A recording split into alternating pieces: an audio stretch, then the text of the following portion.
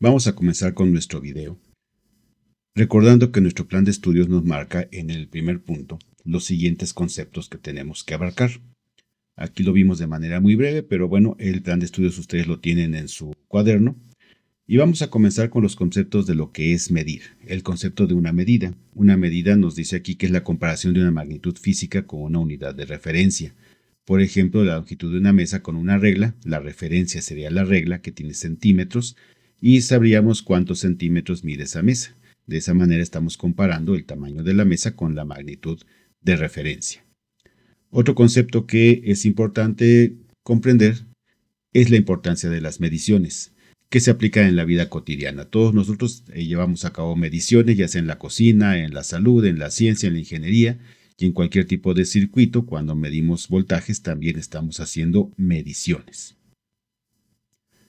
Las mediciones son importantes porque nos permiten saber exactamente la medida en la que estamos llevando a cabo un proceso. También tenemos aquí los sistemas de unidades. Recordemos que hay varios sistemas de unidades, aunque todos tratan de estandarizarse, pero tenemos el sistema CGS, cuyas unidades básicas son centímetro, gramo y segundo. El sistema MKS, cuyas unidades son metro, kilogramo y segundo. El sistema inglés, cuyas unidades básicas son el pie, la libra y también los segundos. Y tenemos el sistema internacional, que tiene varias unidades básicas, entre ellas está el metro, el kilogramo, el segundo, el amperio, el kelvin, el mol y la candela.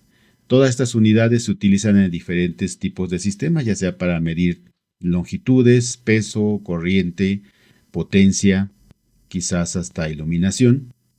Y bueno, cada sistema tiene sus propias unidades. La idea es entender que todas tienen una cierta equivalencia entre sí.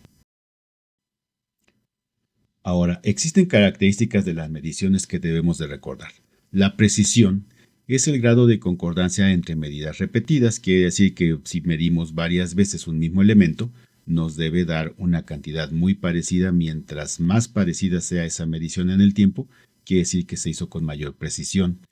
La exactitud se refiere al grado de cercanía con el valor verdadero. A veces no puede ser quizás muy precisa o una medición perfecta, pero sí debe acercarse mucho al valor verdadero. Mientras más exactitud tenga, más cercano está ese valor.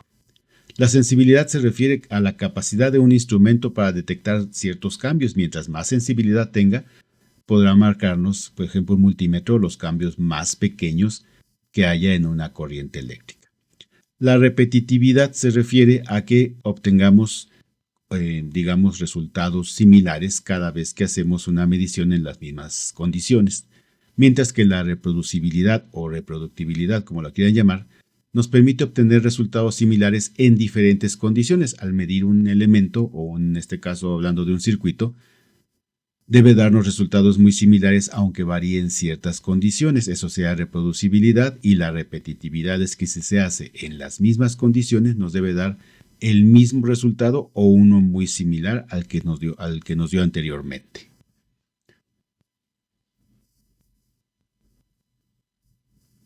En cuanto a los errores en mediciones y su reducción, recordemos que hay tipos de errores sistemáticos cuando son causados por la falla de un instrumento o por el método que utilizamos. Y los errores aleatorios son causados por factores impredecibles. Puede ser desde errores humanos hasta simple y sencillamente algún desperfecto o alguna condición que ha variado con respecto a la medición anterior. Para reducir errores se nos recomienda calibrar nuestros instrumentos constantemente, realizar mediciones repetidas y promediar los resultados, no conformarnos con una sola medición, sino hacer varias hasta que tengamos un resultado que sea, digamos, repetitivo y que nos demos cuenta de que siempre se dé ese valor. Y también utilizar métodos estadísticos para analizar datos. Recuerden que las mediciones, cuando se tienen que ser muy precisas, hay que sacar una medición promedio, que es, digamos, el resultado de varias mediciones al que se hayan hecho de manera simultánea o en diferentes tiempos. En cuanto a la siguiente parte del plan de estudios, nos comenta también que debemos ver los conceptos de corriente eléctrica y los tipos de corriente, así como las formas de onda que existen. Para comprender este tema debemos recordar que la corriente eléctrica no es otra cosa que cuando los electrones se mueven y liberan energía y producen energía eléctrica. Entonces podemos decir que la electricidad son electrones en movimiento. Los electrones libres se mueven en desorden, no tienen una ruta fija. Por eso es necesario colocar un conductor. Podemos hablar de un cable eléctrico, por ejemplo, que los transporte y los lleve del polo negativo hacia el polo positivo de una forma, digamos, dirigida. Los electrones, al ser de carga negativa, son atraídos por el polo positivo. Entonces, siempre que tengamos, como en este caso que vemos en nuestra imagen, un polo negativo o más negativo que el otro, los electrones, al ser de carga negativa, van a buscar acercarse al polo positivo y de esa manera generan corriente eléctrica. Existen básicamente dos tipos de corriente eléctrica. Primero, la corriente continua o corriente directa, que fluye en una sola dirección, se representa como una línea recta, ya que no varía en cuanto a su dirección. Se puede almacenar en baterías, mantiene un voltaje constante y no es posible enviarla a grandes distancias porque pierde su potencia. Aquí tenemos una representación gráfica de cómo podríamos ver la corriente directa. En cuanto a la corriente alterna, la corriente cambia de dirección periódicamente, se representa como una onda sinusoidal o senoidal, también la llaman, ya que cambia de polaridad, no se puede almacenar directamente, tiene que estar siempre en movimiento. Su voltaje puede variar y se ajusta con transformadores y se puede enviar a grandes distancias.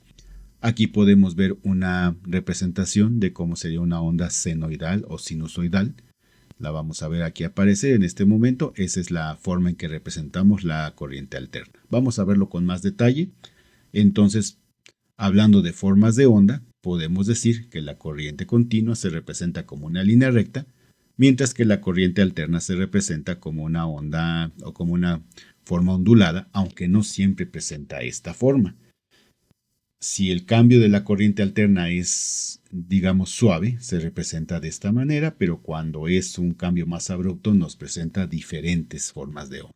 Entonces tenemos que la corriente continua fluye en una sola dirección y su valor es constante en el tiempo. Un ejemplo podría ser una batería, que simple y sencillamente la corriente va de negativo a positivo.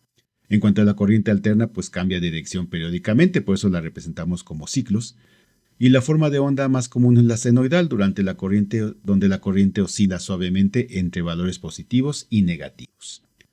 Aunque decíamos que a veces tenemos diferentes formas de onda en la corriente alterna, ya que dependiendo la forma en que fluye, puede ser una línea suave ondulada o puede ser diferentes formas. Por ejemplo, tenemos la forma sinusoidal o senoidal, donde cambia suavemente en forma de curvas y se representa de la manera que vemos en el diagrama. Esta forma sinusoidal básicamente es cuando la corriente está regulada o está controlada y básicamente nos puede llevar de manera muy suave del polo positivo a negativo, y cuando regresa y cambia de polaridad también de manera suave nos lleva cambia la polaridad y ya tenemos digamos un ciclo positivo y un ciclo negativo. Las ondas cuadradas es cuando hablamos de corriente digital. La corriente alterna entre dos niveles fijos, alto y bajo, con transiciones abruptas, quiere decir que cambia de manera más brusca. Las ondas triangulares, digamos, la corriente aumenta y disminuye linealmente creando una forma similar a un triángulo. Es menos suave el movimiento, pero no es tan abrupto.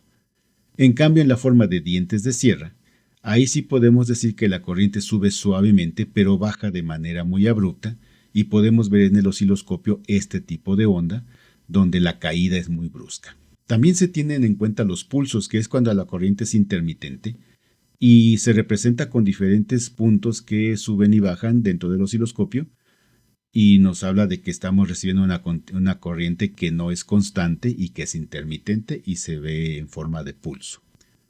Para concluir, hablamos de las características importantes que tiene la electricidad o la corriente eléctrica. Tiene una frecuencia que indica la rapidez con la que se repite una forma de onda mediante hertz. Los hertz son ciclos por segundos. Cuando completa un hertz se ve una onda completa. El periodo es el tiempo que tarda una forma de onda en completar un ciclo. Y la amplitud es la magnitud máxima de la señal, ya sea voltaje o corriente. Les corresponde a ustedes investigar los siguientes conceptos que veremos en clase, pero que en este momento solamente los mencionamos, que es el valor pico a pico, el valor medio y el valor eficaz. Por el momento esto sería todo en este video. Hasta luego.